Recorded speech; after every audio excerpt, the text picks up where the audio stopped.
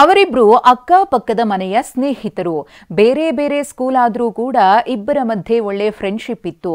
ಆದರೆ ಕಳೆದ ವಾರ ಅವರಿಬ್ಬರು ನಿಗೂಢವಾಗಿ ನಾಪತ್ತೆಯಾಗಿದ್ರು. ಅವರಿಬ್ರು ಮತ್ತೆ ಸಿಕ್ಕಿದ್ದೇ ಪವಾಡದಂತಿದೆ.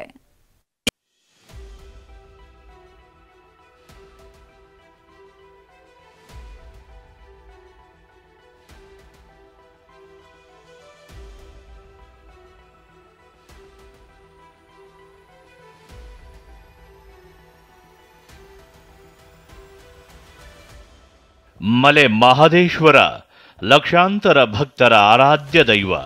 ಕಷ್ಟ ಅಂತ ಬಂದಾಗಲೆಲ್ಲ ಭಕ್ತರು ಚಾಮರಾಜನಗರದ ಬೆಟ್ಟಗಳ ನಡುವಿನಲ್ಲಿರುವ ಒಡೆಯನ ಬಳಿ ಹೋಗ್ತಾರೆ.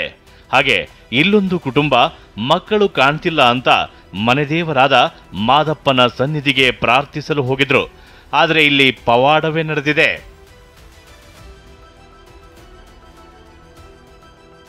6 ದಿನದ ಹಿಂದೆ ಕಾಣೆಯಾಗಿದ್ದ ಬಾಲಕರು ದಿಢೀರ್ ಪತ್ತೆ. ಮಲೆ ಮಹದೇಶ್ವರ ದೇಗುಲದಲ್ಲೇ ಪೋಷಕರಿಗೆ ಸಿಕ್ಕ ಮಕ್ಕಳು.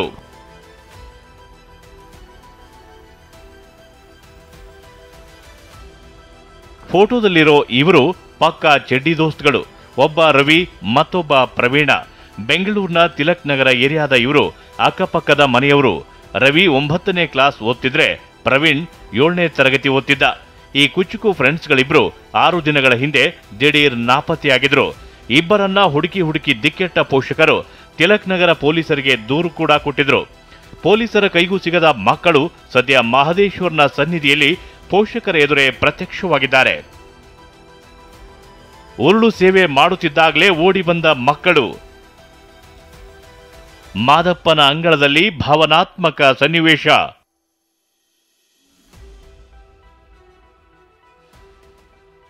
ಪೊಲೀಸರಿಗೆ ದೂರು ಕೊಟ್ಟು ಸಿಕ್ಕಲ್ಲೆಲ್ಲ ಹುಡುಕಾಡಿದ್ದ ಪ್ರವೀಣನ ಪೋಷಕರು ಕೊನೆಗೆ ಮನೆದೇವರಾದ ಮಲೆ ಮಹದೇಶ್ವರನ ಸನ್ನಿಧಿಗೆ ಪ್ರಾರ್ಥಿಸಲು ಹೋಗಿದ್ರು. ನಿನ್ನೆ ಮಹದೇಶ್ವರ ಬೆಟ್ಟಕ್ಕೆ ತೆರಳಿ ಉರುಳು ಸೇವೆ ಮಾಡಿ ಮಕ್ಕಳನ್ನ ಹುಡುಕಿ ಕೊಡಪ್ಪ ಅಂತ ಭಕ್ತಿಯಿಂದ ಬೇಡಿಕೊಳ್ತಿದ್ರು. ಈ ವೇಳೆ ಪವಾಡ ಎಂಬಂತೆ ಪೋಷಕರ ಬಳಿಯೇ ಪ್ರವೀಣ್ ಮತ್ತು ರವಿ ಓಡೋಡಿ ಬಂದು ಸೇರಿದ್ದಾರೆ. ಜೊತೆಲೇ ಇರ್ತಿದ್ರು ಸಹ. ನಾವು ಹಂಗೂ ಒಂದಿನ ಬೋದ್ ಹೋಗು, ನಿಮ್ಮ ಅಪ್ಪ ಅಮ್ಮ ಬೈಯಲ್ರ, ಇಲ್ಲೇ ಬಂದಿರ್ತೀಯಲ್ಲ. ನನ್ನ ಮೊಮ್ಮಗ ಸಹ ನಾವೇ ಸಾಕಿರೋದು, 1.5 ವರ್ಷಕ್ಕೆ ತಂದು ನಾನೇ ಸಾಕಿರೋದು ಸಹ. ಈಗ ಅವ್ರ ತಂದೆ ಎಲ್ಲಿ ಇದ್ದಾರೆ ಅಮ್ಮ? ದೇವಸ್ಥಾನಕ್ಕೆ ಹೋಗೋರು ಸಹ. ಅವರು ಯಾವ ದೇವಸ್ಥಾನ? ಮಹದೇಶ್ವರನ ದೇವಸ್ಥಾನ. ಹುಡುಗರು ಮಹದೇಶ್ವರ ಬೆಟ್ಟಕ್ಕೆ ಹೋಗಿರೋದ್ರ ಹಿಂದೆ ಸ್ನೇಹ ಮತ್ತು ಭಕ್ತಿಯ ಕಥೆಯೇ ಇದೆ. ಸ್ನೇಹಿತ ಪ್ರವೀಣ್ಗೆ ಹುಷಾರಿಲ್ಲ ಅಂತ ರವಿ ತಲೆ ಕೆಡಿಸಿಕೊಂಡಿದ್ದ. ಮನೆದೇವರು ಮಲೆ ಮಹದೇಶ್ವರ ಅಂತ ರವಿಗೆ ಗೊತ್ತಿತ್ತು. ಮನೆಯವರು ಕಷ್ಟ ಬಂದಾಗ್ಲೆಲ್ಲ ಮಾದಪ್ಪ ಅಂತ ಪ್ರಾರ್ಥಿಸ್ತಿದ್ರು.